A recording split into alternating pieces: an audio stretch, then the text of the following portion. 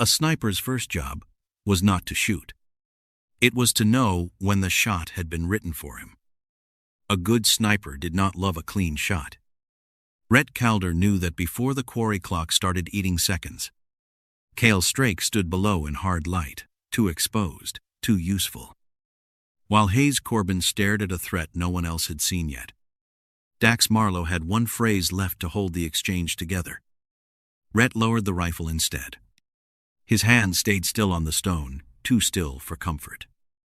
The way they did when every easy answer had started to smell expensive is less than #0. 5# is greater than. The quarry floor lay open beneath him in broken layers, pale limestone, rusted conveyor ribs.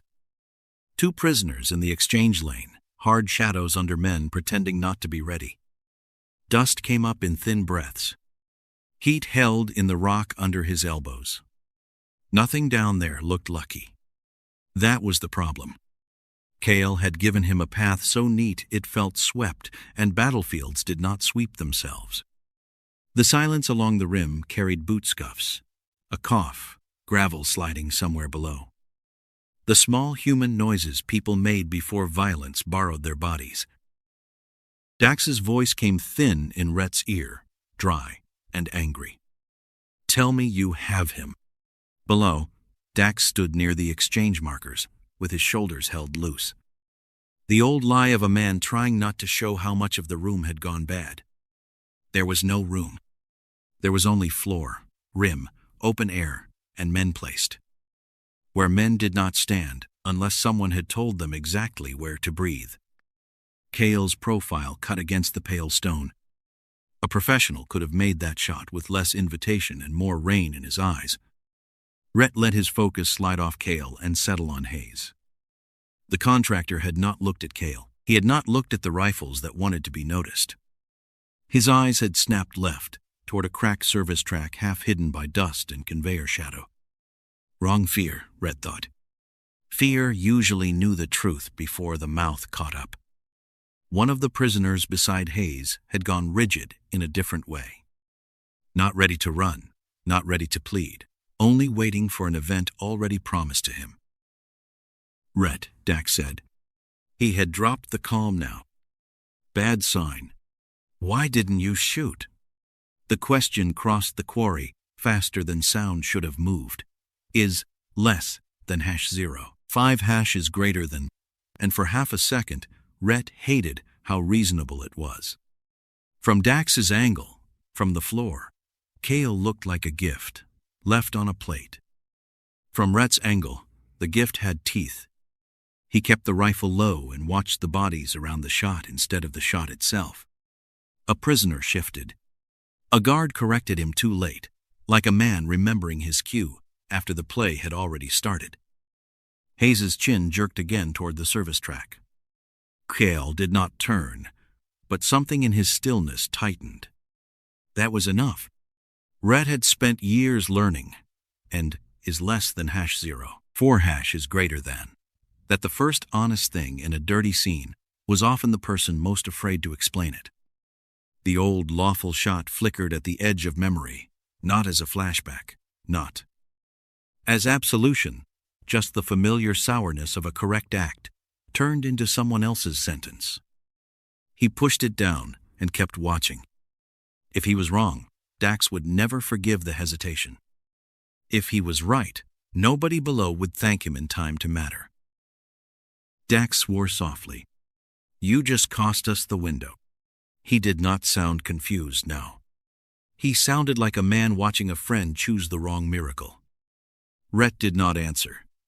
Is less than #0. 4# is greater than answering would have made the wrong thing feel clean. On the quarry floor, the delayed correction finally arrived. A man near Hayes stepped back when he should have stepped in, and the prisoner. Beside him, folded sideways before the hand on him committed to the shove. The fall landed half a beat ahead of its cause. Stone cracked under one knee. Dust burst up around his face. A guard grabbed too late and swung the muzzle of his weapon toward empty air. Then corrected himself with a little flinch that told Rhett the cue had missed. Is less than #0. 5# is greater than. Men shifted after the fall, not before it, and the order of it put a cold weight under Rhett's ribs. Kale had expected the shot. He had expected Dax to hear it, the guards to react to it, the witnesses to see the neat version of it. Rhett had not fired, so the scene stumbled. Down below, Dax turned his head just enough for Rhett to see the doubt harden. The rifle remained low in Rhett's hands, and the perfect angle on Kale's strake was gone. Worse, every other angle below started to move. As if the quarry had been waiting for his refusal and had a second shape ready. The shot had not closed the trap. Not taking it had opened the next one. Dax Marlow started talking before the dust from the wrong fall had settled. That was how he fought when he had no clean weapon in his hand. He used his voice like a bridge and hoped people were vain enough to walk onto it. "Hold position," he called across the quarry floor. Not loud, not pleading. "Nobody improves this by moving first." Rhett heard the phrase begin and felt the shape of it before Dax finished. 3 beats, a pause, one more word to land the weight. Dax had used that rhythm before, back when a room could still be fooled into thinking talk was control. Is less than #0. 5# is greater than. Below the rim, Kale Strake's men moved before the last word touched air. Boots scraped limestone. One man angled left. Another shouldered a prisoner 2 steps into the exchange lane. The movement cut through Dax's sentence like it had been waiting there with a knife. Dust kicked up around their ankles, soft and pale, making the motion look slower than it was. That was another small cruelty of the place. It made danger arrive with a veil. Dax stopped speaking for less than a breath, and that told Rhett more than any warning would have. Dax had expected resistance. He had not expected timing. On the quarry floor, Corbin flinched toward the same wrong service track, while the fallen prisoner was dragged upright too fast and held too straight. Another captive, thinner and darker-haired, kept turning his head in small, frantic counts: access road, conveyor shadow, lower cut, open lane. Sammy Ren, Rhett thought. The man was not praying. He was counting exits. Good. Terrible, but good. A woman stepped between Dax and the prisoners with both hands visible and her chin tucked against fear. Lena Quill. Interpreter, not decoration. Is less than #0. 3# is greater than. She repeated Dax's words in the other language, clear enough for the whole floor to hear. And every syllable seemed to push bodies into new places. Her voice stayed even. Her throat did not. Rhett saw the swallow from the rim. That little break put her inside the danger, not beside it. The exchange stopped being an exchange. It became geometry with skin on it. Kale did not shout. Men like Kale rarely needed volume when placement did the talking. He lifted 2 fingers, small motion, almost bored, and the floor answered. Sammy was shifted closer to Hayes. Is less than #0. 4# is greater than. Hayes was turned half a shoulder toward Dax, half toward the blind service track. Lena was kept where she could see too much and deny none of it later. The rifles below did not swing wildly. They adjusted, polite and ugly, closing off angles Rhett had already rejected and opening new ones he did not want. Rhett moved his eyes, not his body. The rim suddenly felt less like cover and more like a labeled shelf. One man near the lower road looked up toward the broken lip of stone where Rhett lay. Not searching. Checking. Then he gave the smallest nod to someone Rhett could not see. Is less than #0. 4# is greater than. Rhett's spine went cold under the heat. That was worse than being spotted. It meant he had already been placed in the plan. He eased one knee off a pressure point and stopped when a pebble shifted under him. Even that tiny sound felt too public. "Dax," Rhett said, low. "They moved before you finished." "I noticed," Dax said. His voice had gone thin, scraped down to bone. Lena translated something from Kale, then stopped for a fraction too long, before giving the rest of it. Not enough to save anyone. Enough to show she had heard. The trap, inside the words, is less than #0. 4# is greater than dust, lifted around Sammy's shoes as he was shoved into a tidier position. Hayes stared past Dax again, at the threat still pretending not to exist. Rhett could feel the old shot trying to reassemble itself below. Only now it had prisoners braided through it and a witness pinned beside the knot. He did not raise the rifle. He could not. Dax tried to move one step across the lane, and 3 men moved with him before his boot settled. There it was again, answer before question, motion before language. The man on the floor touched his own ear, then looked straight at the rim. Dax saw it too. Is less than #0. 4# is greater than his face changed? Not much, just enough. The enemy was not reacting to the exchange. They were timing it. And now they had found Rhett. The lane below was gone for good, replaced by moving people, timed words. And a dozen small angles that all ended with somebody innocent, standing where a bullet would look guilty. Dax had not lost control. Someone had learned the rhythm of his control, and liked it too much. The man on the quarry floor looked straight at the rim, and the rim stopped being high ground. It became a shelf with Rhett Calder on it. Is less than #0. 4# is greater than below. Kale Strake's men shifted again, this time not toward Dax Marlow, but around him, folding the exchange lane into a narrower shape. One prisoner was pushed under the broken lip of a cut, where the quarry wall swallowed half the floor from view. Dax took a step after him, and the space vanished. Not hidden completely. Worse than hidden. Offered in pieces. Rhett could still see dust, shoulders, the pale flash of Lena Quill's hands, Hayes Corbin's head turning toward the wrong service track, but the important part had slipped below a blind cut. Is less than #0. 5# is greater than. The rifle could not solve what the rock refused to show. Heat lay under Rhett's ribs, where he pressed against stone. The air above him felt too open now, too clean. As if Kale had left it there for a man who liked distance. Somewhere below, a boot scraped once and stopped, the sound clipped short by waiting men. Rhett did not move right away. A fast choice was not always a brave one. He let the floor below rearrange itself inside his head, rim above. Upper road to his right, mid-terrace below that, lower service direction curling toward the floor, is less than #0. 5# is greater than. Every level had looked useful when he was still choosing angles.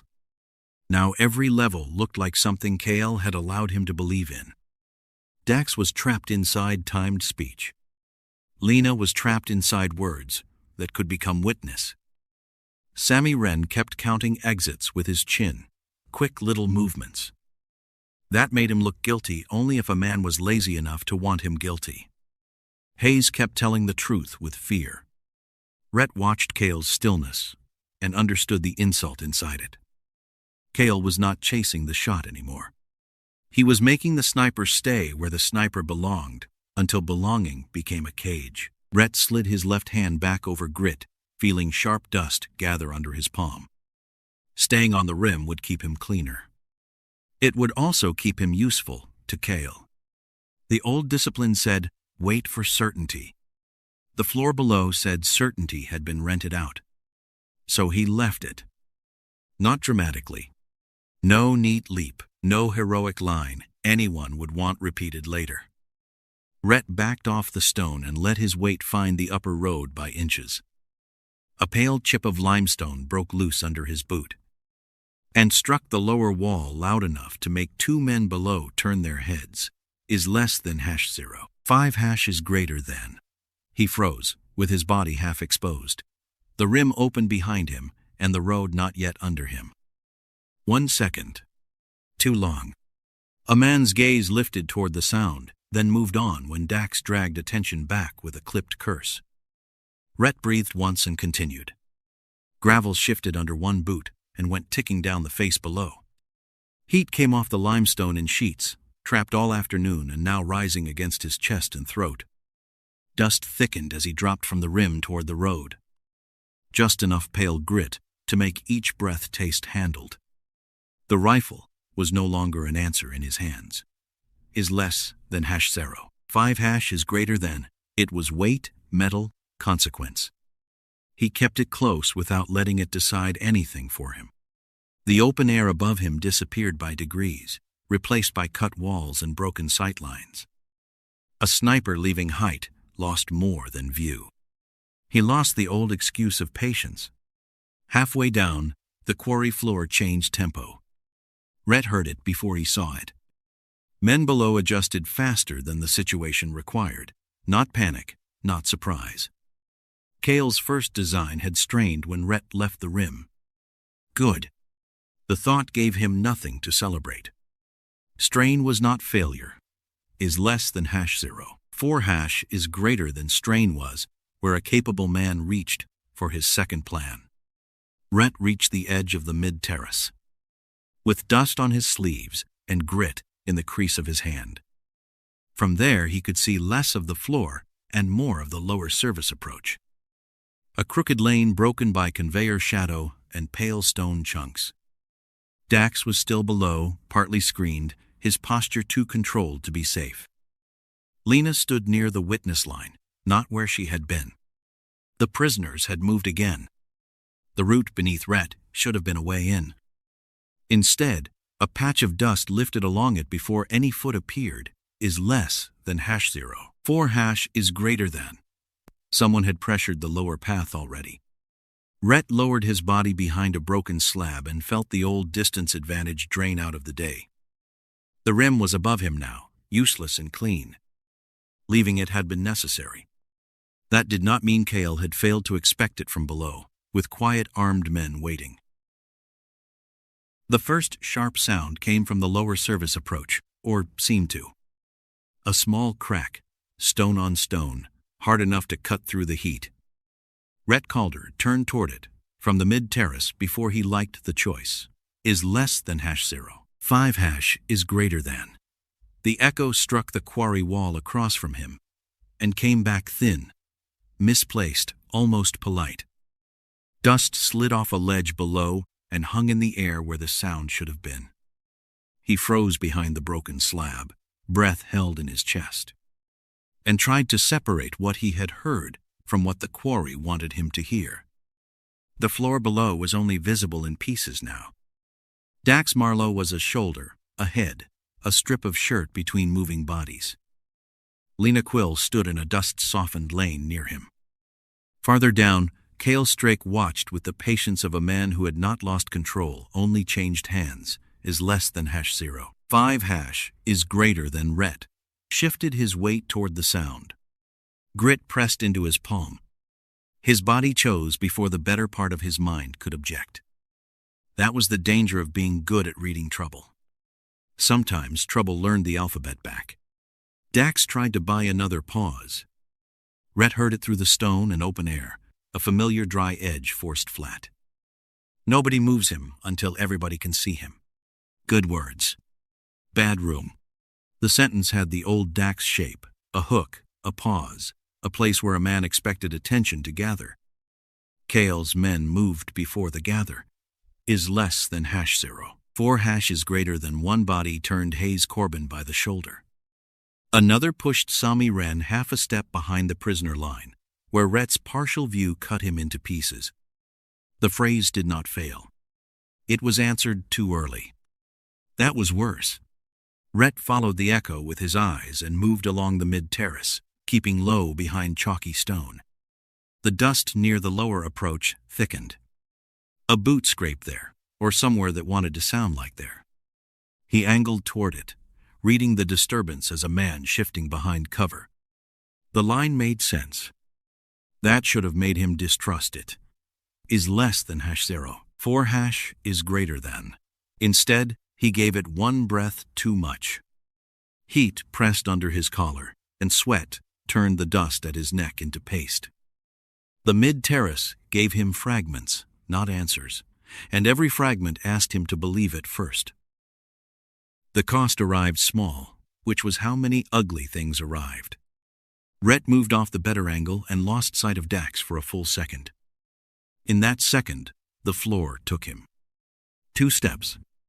Not far enough for a rescue story. Far enough to change the next choice. A man below used Dax's blocked line to pull him closer to the blind cut. Is less than #0. 5 is greater than Dax resisted without making it look like resistance. Shoulders loose, feet dragging just enough to cost time. Not enough. Lena said something sharp in translation, then stopped when Kale turned his head. Dust opened near the lower approach where Rhett had expected the mover, and no man came out of it. The sound had come back from the wrong wall. The real movement was closer, higher, inside the broken conveyor shadow to Rhett's left. He felt it before he saw it. Pressure in the air. A tiny scrape that had no echo because it was already near. Garen Voss arrived without the drama of arrival. Is less than #0. 4 is greater than. That made him worse. Big shoulders, low hands, eyes not on Rhett's face but on his balance. Not muscle. A closer. The kind of man sent when distance had become inconvenient. Rhett backed half a step, and his heel found loose grit. The slip was nothing. The correction cost more. His shoulder struck stone, hard enough to flash heat down his arm. No blood that mattered yet, but the pain narrowed his options, and told him what the next minute of the fight wanted to be. The quarry lied back. Sound was no longer a clean guide. The quarry had not lied like a living thing. Kale had used a dead place well, which was more irritating and far more dangerous. Below, Dax was nearer the blind cut than before, his voice gone quiet for once. Lena had turned toward him, caught between words and bodies. Sammy kept counting, faster now. Hayes still looked at the wrong threat, but Rhett had lost the luxury of studying it. Garen closed another step through the dust. His boots made almost no drama on the stone. His eyes stayed on Rhett's hands, then his feet, then the shoulder that had hit the wall. Professional, patient enough, close enough that the rifle was becoming weight before it became answer. Rhett lowered his center and tasted limestone on his teeth. The distance was breaking, and Garen had arrived close enough to make the next choice physical. Garen Voss took the last of the distance as if it belonged to him. He did not rush, which made him worse. Rush gave a man corners to read. Garen gave Rhett Calder only pressure. Boots careful on broken stone. Shoulders square inside the rusted conveyor shadow. Eyes still working below the face. Hands, feet. The shoulder Rhett had hit against the wall. He had seen the weakness and filed it before Rhett finished breathing around it. The rifle sat between them like an expensive argument that had arrived too late. At this range, it was weight, length, a problem with hard edges. Rhett shifted and felt grit roll under his boot. The terrace narrowed toward the lower route. Below, Dax Marlow was still being drawn toward the blind cut in little increments. The sort of movement that would look like nothing until it was done. Lena Quill's voice snapped once and vanished under the scrape of bodies. Sammy Ren was still counting, faster. Hayes Corbin kept looking where he should not. Rhett had no clean distance left, and Garen knew it. The bad part was not that Garen had arrived. The bad part was that he had arrived already understanding the shape of Rhett's problem before Rhett could move. The first contact stole air more than space. Garen closed into him under the conveyor shadow, and the old metal broke both men into pieces. Shoulder, hand, boot, face, dust. Rhett gave ground, because the stone under him gave first. Stone took his shoulder. Air left him. Garen stayed with him. No lesson. No move anyone would name. Just pain, impact, and the immediate knowledge that the next breath would cost more than the last one. Garen stayed calm. Too calm. He did not look for Rhett's anger or fear. He watched balance, waited for weight to shift wrong, and made the terrace feel smaller by being patient inside it. Rhett dragged the rifle close, not to solve the problem, but to keep it from becoming Garen's problem, to use.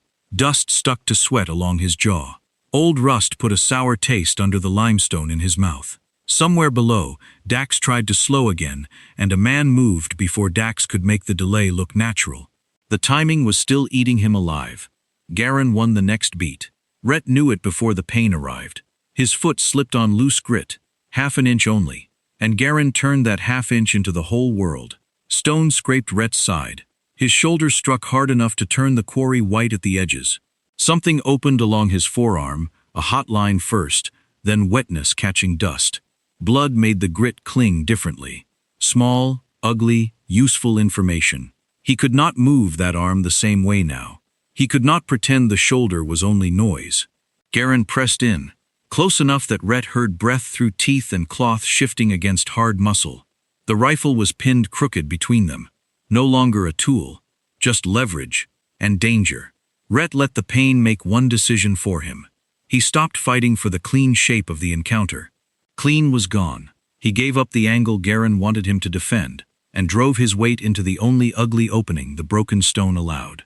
The terrace answered with a scrape and a skid, and both men lurched out of the conveyor shadow. It hurt everywhere useful. That seemed fair enough. Useful things had been expensive all afternoon.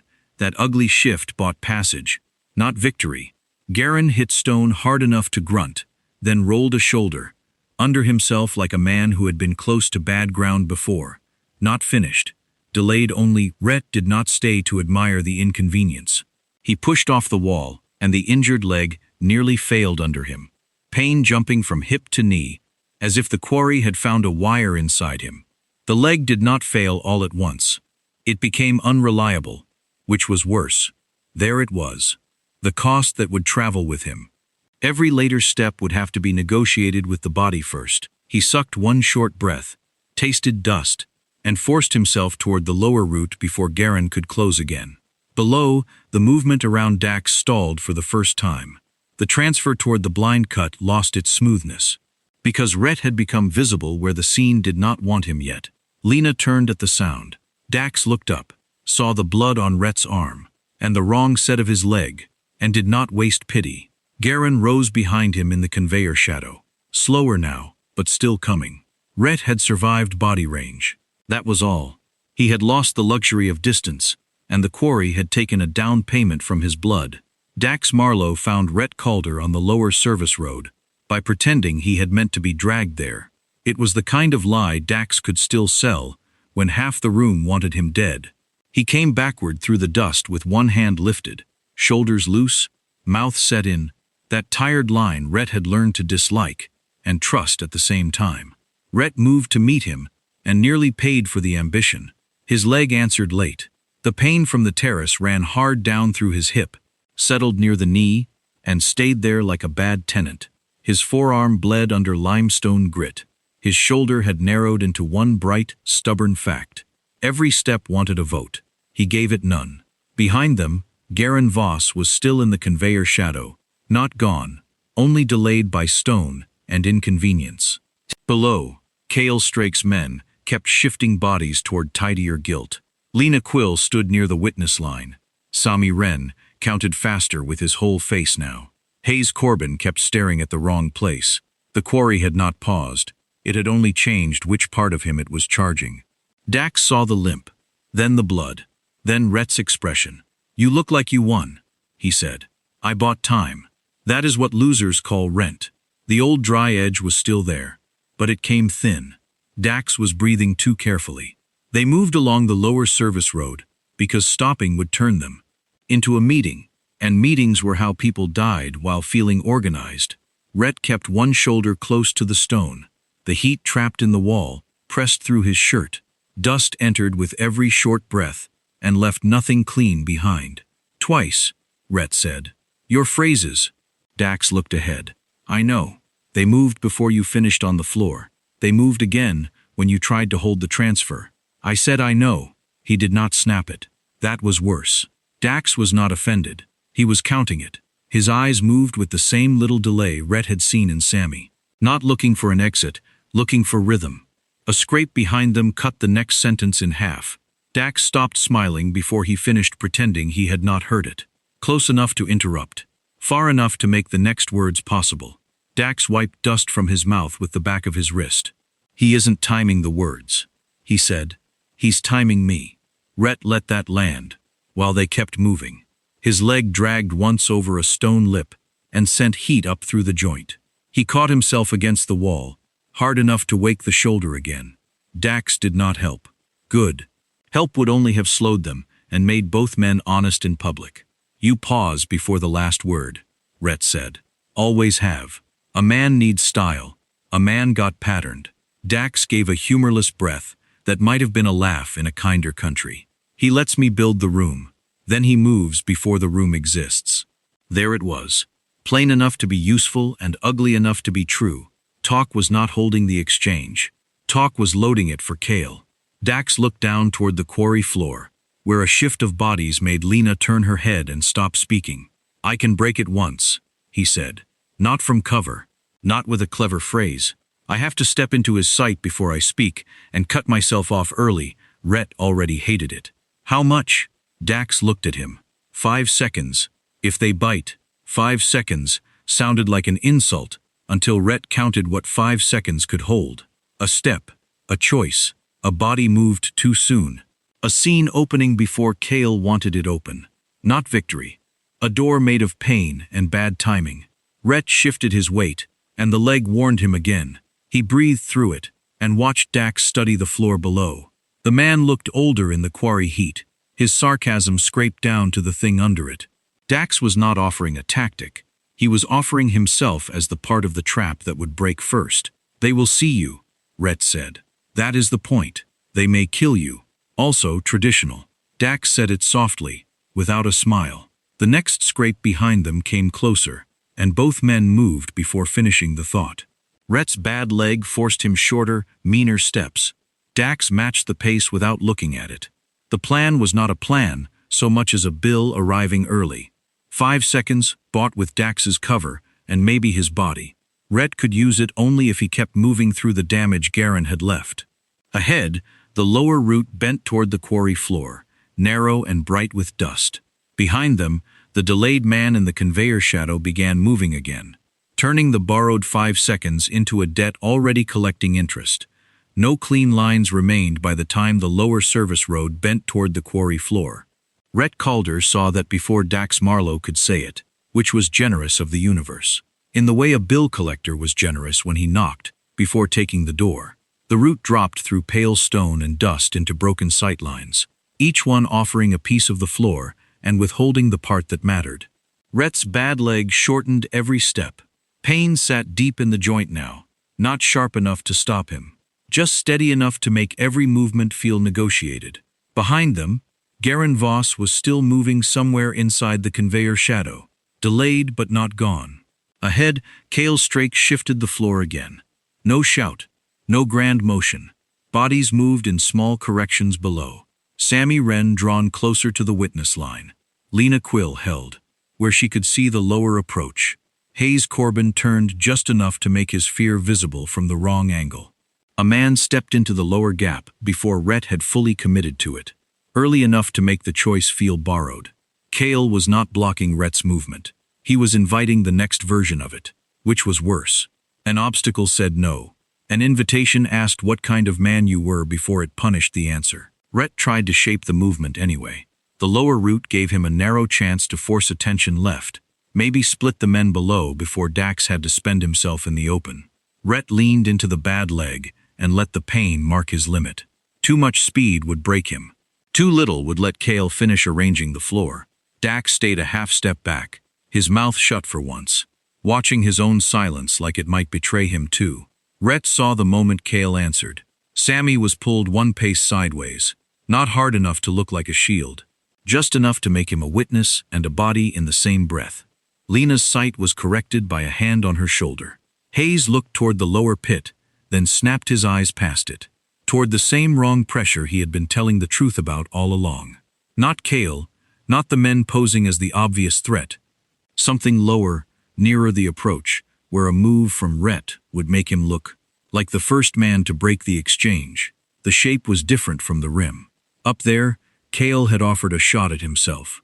Down here, he offered Rhett an interruption that would write an uglier story around the people forced to watch it. For one breath, the route looked usable. That was the insult. A man near the prisoners stepped into open stone, with enough space around him to tempt decision. He carried himself like the kind of threat no one would argue over later. Dax saw it too. Rhett felt the change in him without turning. The old teammate wanted the opening and hated it in the same breath. Rhett raised nothing. His hands stayed low, the injured forearm tight and gritty under dried blood. The man below turned his shoulder, and behind him Lena was placed in the exact slice of sight where her account would matter more than the truth. Hayes looked away from the man and toward the lower approach again, fear jumping before reason could dress it up. There it was, not certainty, enough. The root did not ask Rhett to save anyone. It asked him to become the visible cause of the next fall, and he refused it, not by freezing, not by mercy dressed up for applause, but by letting the easy ground die unused while he shifted his weight toward the uglier way down. The route closed while his weight was still changing. Kale's men moved into it before Rhett finished turning light. His bad leg trembled and nearly gave the choice a body count of its own. Dax exhaled through his teeth. That was the route. It was his route, Rhett said. The words cost more breath than they deserved.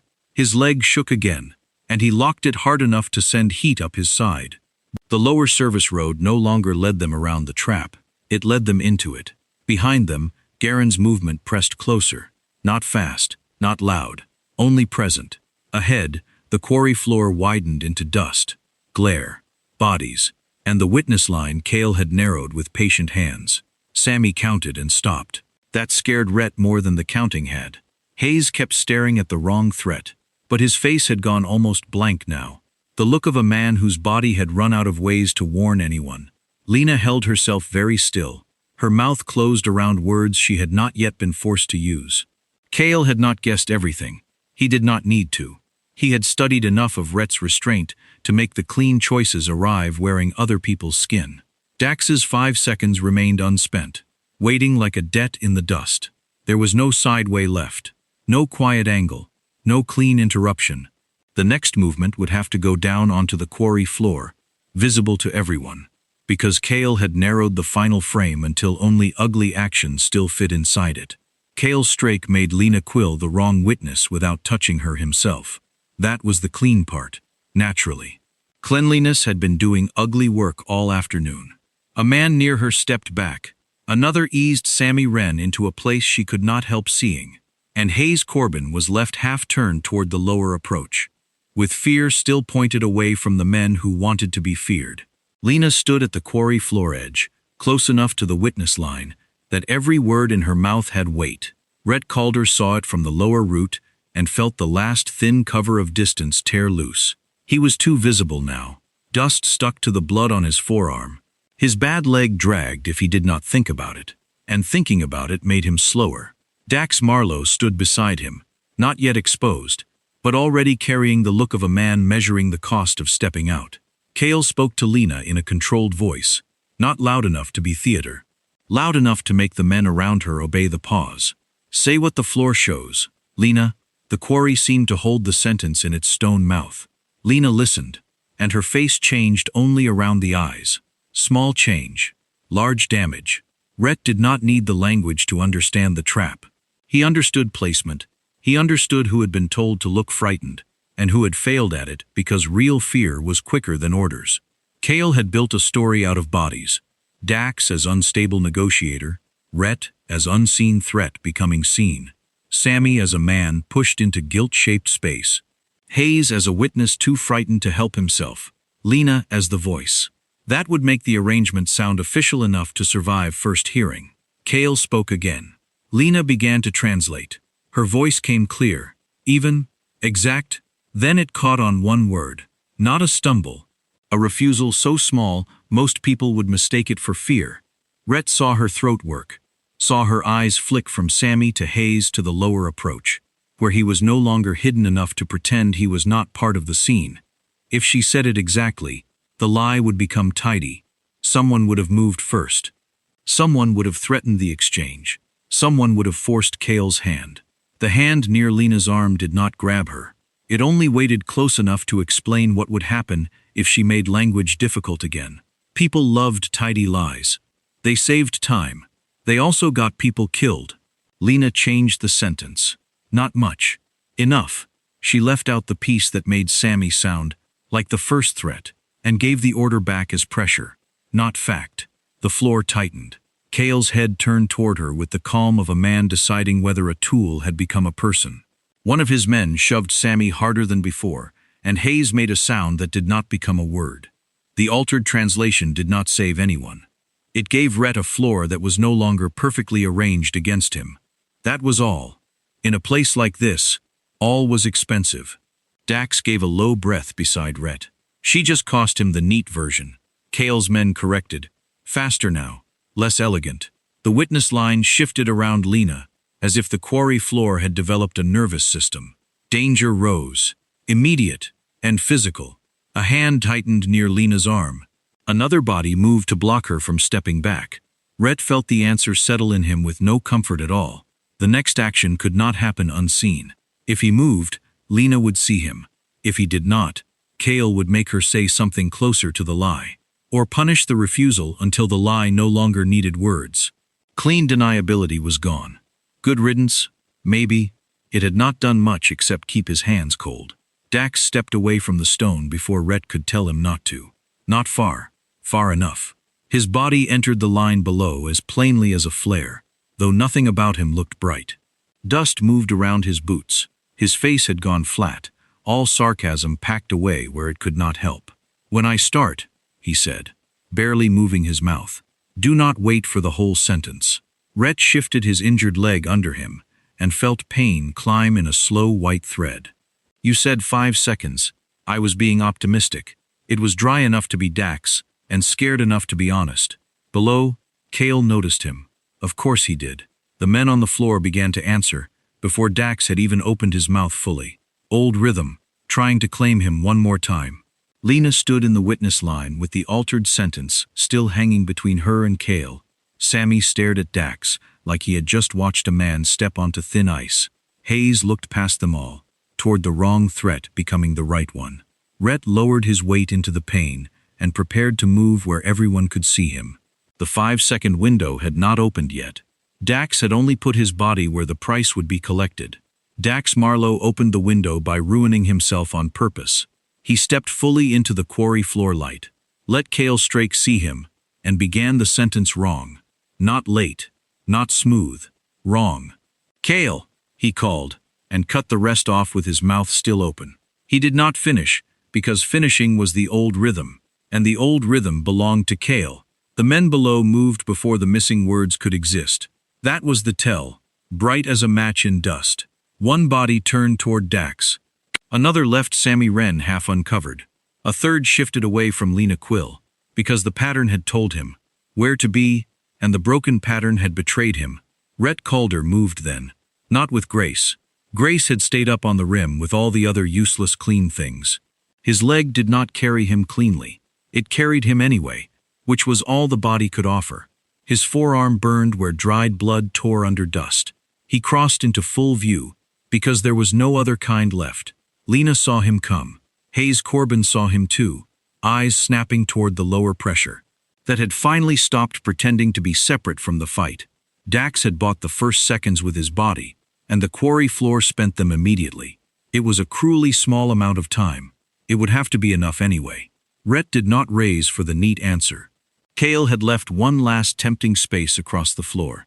A bare lane through dust and bodies that begged to be trusted. Rhett let it die. He moved through the broken conveyor shadow instead, where the old metal cut every figure into fragments and made certainty expensive. A man shifted toward Sammy. Rhett closed the angle with his shoulder low, pain biting down the whole side of him. The man pulled back, too early, answering Dax's false rhythm that was no longer there. That hesitation gave Sammy one ugly step away from the center. Lena's breath caught, audible even through the scrape of boots. Kale watched Rhett, not Dax now. His face did not change much. His voice did. "You came down. Now everyone can see you." There it was. The second trap inside the first. Dax had broken the timing, but Rhett had broken the category. He was no longer the man above the quarry refusing shots. He was in the dust, visible, bleeding, and making the floor cost more than Kale had planned. 5 seconds were not enough. They were only the first crack in the glass. Kale adapted fast enough to be dangerous. He did not freeze or lecture, which was considerate in the same way a falling rock was honest. He shifted his own men with one hard motion and stepped in toward Lena, changing pressure from prisoner lane to witness line. If Rhett kept moving straight, Lena would become the story's center. If he stopped, Dax would take the price alone. Garen Voss came back into the edge of the conveyor shadow, close enough for Rhett to smell sweat and old rust before he saw the full shape of him. Garen hit from the edge of the shadow, not cleanly, not fully, enough to turn the next step into a collision instead of a choice. Distance gone again. Rhett changed pattern because the first pattern was already dead. He gave up the direct floor and cut across the glare near the lower pit, where standing water held a dull strip of sky and offered nothing useful except unease. His leg nearly failed. He used the failure anyway, letting the stumble carry him lower than Garen expected. Impact came hard, body against stone. Breath punched thin, Garen catching enough of him to turn the pain white. Dax shouted one clipped word, and then went down under a man who had reacted too late, but hard. That was the cost landing. No poetry in it, just Dax on grit. Cover gone, timing spent. Rhett came out of the collision with less strength and more clarity. Garen was no longer closing cleanly. Sammy was out of the neat place. Hayes had turned fully, toward the true pressure. Lena had stepped back from the hand reaching for her. Kale's design had broken into pieces too physical to make tidy. Rhett drove through the last gap with what the injury left him. Not enough for elegance, enough for consequence. Kale met him near the witness line, still controlled, still trying to arrange the ending with his eyes. Rhett gave him no clean scene to read. The final contact was ugly, close, and brief. A crash of weight, dust, breath, and old metal shadow. Kale hit the ground hard enough to lose command of the floor. His hand lifted once more, but no one moved with it. That was the first real silence the Quarry had given Rhett all day. His men faltered when the hand stopped directing them. Dax rolled onto one side, one arm caught wrong beneath him. Lena stood with dust in her hair, and the altered sentence still unsaid. The Quarry did not cheer, it only settled. Rhett stayed on his feet because falling would have been easier, and Lena's eyes held him there. Kale was neutralized, the frame broken, and the cost had witnesses. The fight was over before the Quarry believed it. Dust kept moving, a boot shifted on grit. Someone breathed with the wet restraint of a man trying not to make his pain public. Rhett Calder stood near the witness line with one bad leg, one bleeding arm, and no place left to put the old distance. Kale's strake was down and held by the weight of bodies. That no longer trusted his hand to tell them where to stand. Garen Voss had stopped moving in the conveyor shadow. Sammy Ren sat on the stone with both hands flat, counting nothing now. Corbin stared at the lower approach as if fear had gone there and might come back for him. No authority came through the dust. No hard voice arrived to bless the work or rename it. There was only the Quarry floor, the access road beyond it, the edge of a field clinic that looked too small for what had been spent, and Dax Marlow curled on grit with his face turned sideways. One arm held close because it had stopped agreeing with him. Heat still rose from the stone under everyone, stubborn and useless. Victory had no sound of its own, only the little noises people made after surviving it. Lena Quill did not go to Dax first. She looked at Rhett. That was worse. And fair. Two qualities that rarely made life kinder. Dust had settled on her hair, and on the shoulder, where a hand had tried to move her back into usefulness. Her mouth still held the shape of the sentence she had refused to make clean. Rhett wanted to look away from her and check the floor again. Count threats. Count angles. Count anything that could pretend to be work. He did none of it. He alive? She asked, looking toward Dax only after the words left her. Yes, Rhett said. His voice sounded scraped from the same stone as everything else. Hurt, because he stepped out, because he chose to. Lena looked back at him. Not forgiving, not accusing in any easy way. She had seen too much for easy. Rhett's leg shook once and almost took him down. He caught himself on a broken post beside the witness line. The post was warm, absurdly warm, still holding the day like it had not noticed people had bled around it. Lena watched the tremor in his leg, then looked away first, giving him nothing clean to thank her for. Rhett moved toward Dax because standing still would have become another kind of hiding. The first step dragged Frindit. The second argued. The third nearly failed, and Lena saw all of it. She did not offer a hand. Good. He might have taken it, and then hated the wrong person for needing it. Dax opened one eye when Rhett reached him. "Tell me," Dax said, voice thin. "I looked heroic." "You looked early. That will haunt me." It should have been funny. It almost was, which made it worse. Rhett lowered himself beside him with a care that still hurt enough to brighten the air. He pressed a folded scrap of torn cloth against Dax's side, where dust had stuck dark. Not treatment, not rescue, just pressure and presence, the two things he still had. Lena came closer then, stopping on the other side of Dax. "He told me to say Sammy moved first," she said. "I know." "No, you saw it. That is different." Rhett kept his hand steady. Dax breathed through his teeth and did not waste the strength to complain. A historic development. Lena did not forgive him. She helped him carry the cost anyway. The silence arrived in pieces.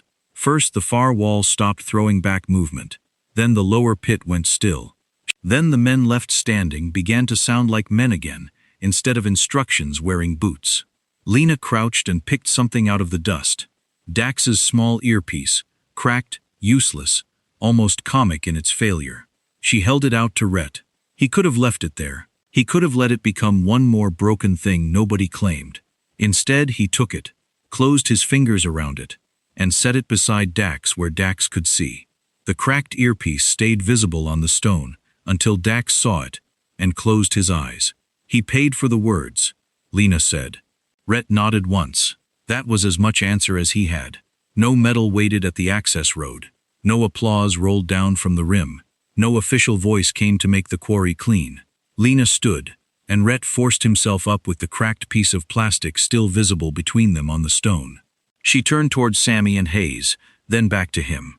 "Carry him," she said. Not a request. Rhett bent under Dax's weight, and when Lena took the other side, he did not tell her no. Together, slowly, they started toward the access road.